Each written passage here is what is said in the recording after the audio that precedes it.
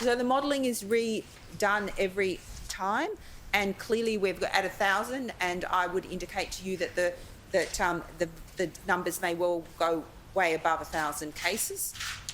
Dr. Chant, does that mean that this 2 weeks until this starts, that September 13 date is based on the fact that you believe the modelling shows that the numbers will have started their downward trajectory by that stage, and what is that figure expected to be? So I think it's about two things. One is the fact that we want to recognise the mental health impacts on the community.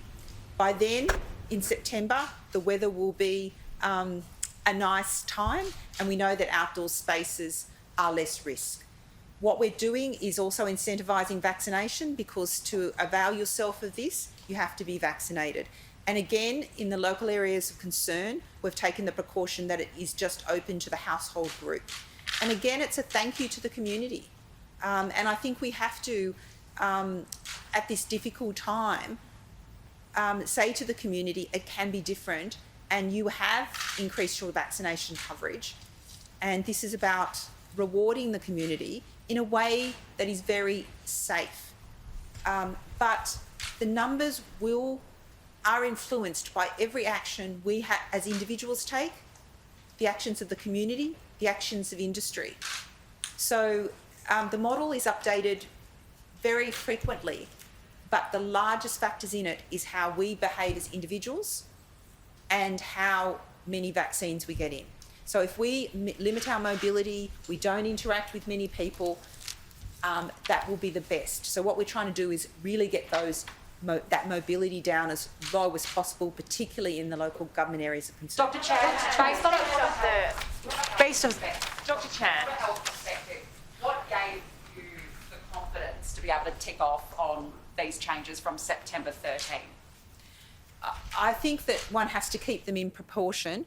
We're allowing a household who has been doing it tough in southwestern Sydney and western Sydney to sit in the park as a household if all of the adult members are vaccinated.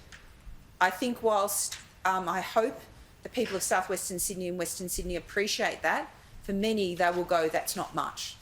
So I think, to be perfectly frank, these steps are baby steps, recognising the serious situation we are in.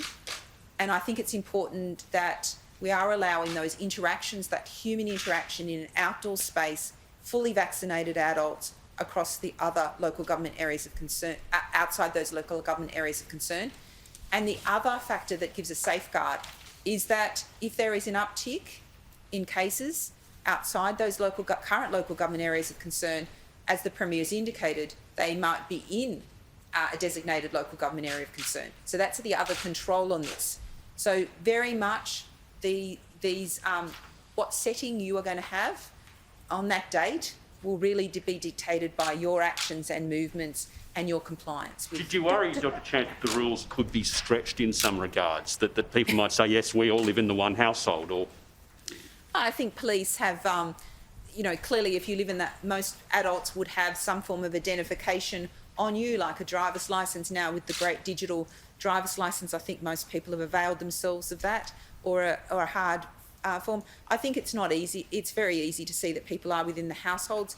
And I think that we have to appreciate the genuine mental health impacts. And this is about an hour of time within a household to sit there and have a picnic. Now, those individuals may not have had the privilege of having a backyard that they can go to. I think we have to balance COVID risk with compassion.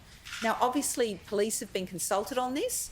And can I just stress, if there is any issues of non-compliance or it's causing any issues, of course, government has always changed its mind. But I think as the Premier has said repeatedly, we have to give the community the benefit of the doubt. The vast majority of people in the community do not want to see their loved ones subject to COVID, come down with COVID, and are doing all they can. And as I indicated, many people are unknowingly becoming infected in various settings.